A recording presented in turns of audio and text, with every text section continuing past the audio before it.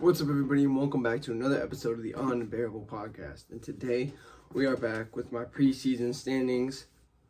And today we have the NFC South.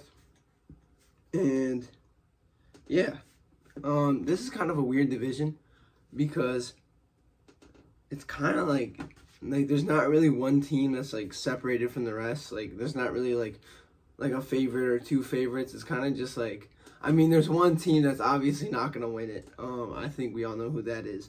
But, like, it's just, because, like, all the teams can go either way. Like, I could see all the teams being, like, good, but I could also see the teams being bad.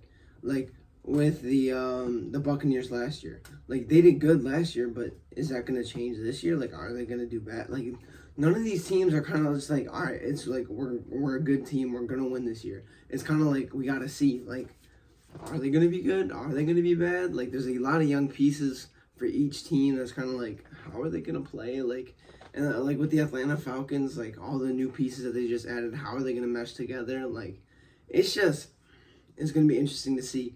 But I'm still going to give my predictions who I think is going to, where everyone's going to go. And starting off with fourth, I think pretty obvious. The Carolina Panthers are going to come in last. They almost went 0-16 last year. They got one win.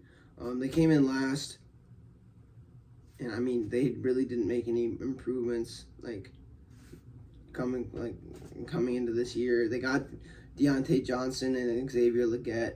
Still have Adam Thielen, but I mean other than that, they lost Brian Burns. I mean, it's just like there's nothing on this team that, all right, they got Jadeveon Clowney, but that's one player. Like, looking at their defense, it just, I don't know, nothing stands out to me. It just doesn't look good. And if last year was all right, yeah, last year they did really bad. They added two wide receivers, and other than that, what did they do? What did they do to improve? Really nothing. So, I mean, if Bryce Young takes massive steps forward, then maybe we see this team do a lot better, but I just don't see it happening. I think they're going to be one of the worst teams in the league again, maybe 3 to 4 wins. And that's being kind of generous. Realistically, 2 wins, that would be and at least it'd be an improvement. But I just don't see this team doing good, and I think they're going to get the first overall pick again. Then, moving on to third place. See, now this was a hard decision because a lot of these teams, they add a lot of new pieces, but we have no clue how it's gonna work. How it could be either way. So when I say, oh, this team comes in this place, it could change. The division first and third, I think is gonna be between 1 to 2 games. And it's going to be 9 wins first place, and then 8 wins second and third. That's just what I think is going to happen. I don't think the NFC South is very good. And there's a lot of, especially the team that came in first place, the Saints, they're going to have a tougher schedule because they did come in first place. So that's why I have them coming in third. I just, what did they do to improve? Obviously they came in first place. But, I mean, I just, they have Chris Olave and Alvin Kamara. Derek Carr, they got Spencer Rattler too, but I don't know. They could be first place and they could be third. I think it's going to be the difference between the 2 games. 1 to 2 games. It's going to come down to the last game of the season. So, I'm saying they can come in third. They could just as easily come in first. And that's not saying because they're going to be good. That's just because the division is ass. So, I'm going to have them coming in third.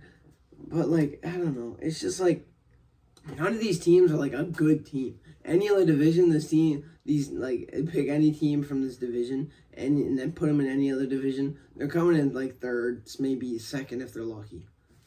That's just what I think. I'm not, I don't think any of these teams impress me.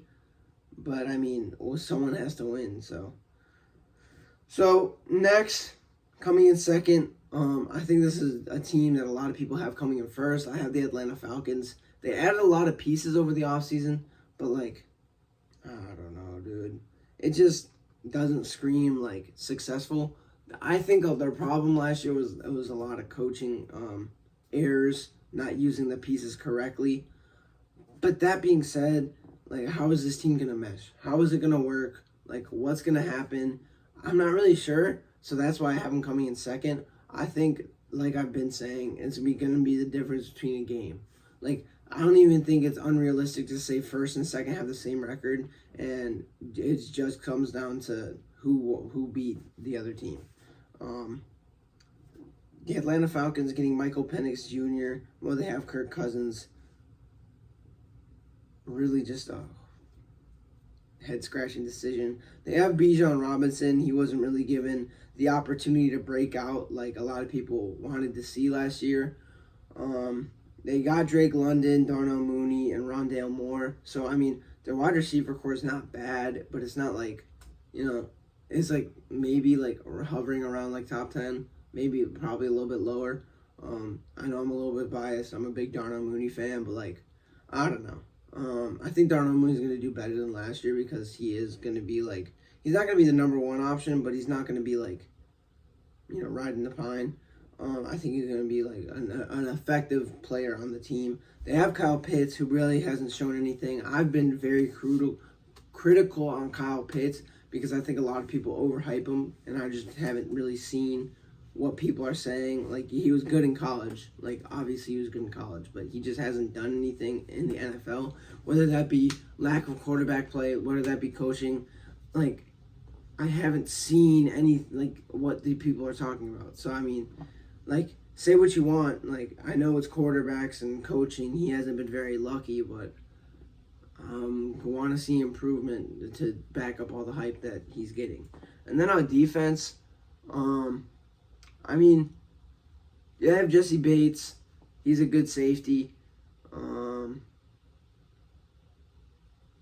That's pretty much, like, nothing really jumps out at me as, like, ooh, this guy's going to hold it down on their defense.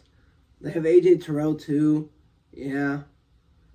I think their defense is really going to hinder them. I think their offense is going to take a big step forward from last year, which really isn't saying much. But I think their defense is going to let them down, and they're going to have to outscore people, which I don't think this offense is ready to do just yet. Which leaves me to first place, the Buccaneers. I mean, I think they'll win it. I don't know. What is going on with my computer? My computer is tweaking.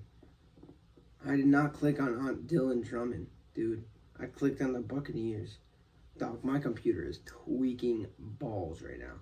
But I think the way that they... Alright, sorry about that. My phone just cut out there. So, like I was saying, the Buccaneers, I feel like they have a very tight-knit group. Chemistry is a very big thing for them. I think, like, I don't know, there's just some teams where it's like, you don't think they're going to do good. Like, everyone thought the Buccaneers were going to be ass, but it's just like somehow they just did it. Like, they were just able to do it. They did come in second. Or no, they came in first. Why did it say the Saints came in first, bro? I don't know. I thought that the Buccaneers came in first because I was like, they played in a playoff game. Bro, ESPN, what the fuck is going on? Whatever. But I think Baker Mayfield showed that he can carry the team. They have a very good wide receiver core. Rashad White, verdict's still out there. And then their defensive line was led by Vita Vea. They have Levante David, Jordan Whitehead. I mean, they just have, like, they don't have, like, a bad team. They have an all right team. But I think it's just, like, some teams, like, you don't really know why they're, like, why they did good. It's just, like, they did good. I don't know. But I just think they're going to emulate that. And it's going to show again this year. It's just kind of one of those things where it's like, see who wins. I don't fucking know, dude. This probably is the hardest decision out of any of the divisions. Maybe this and, like, the NFC North. No, that's simple. But you'll hear my thoughts on that later. The AFC North. AFC East. That's kind of like people know.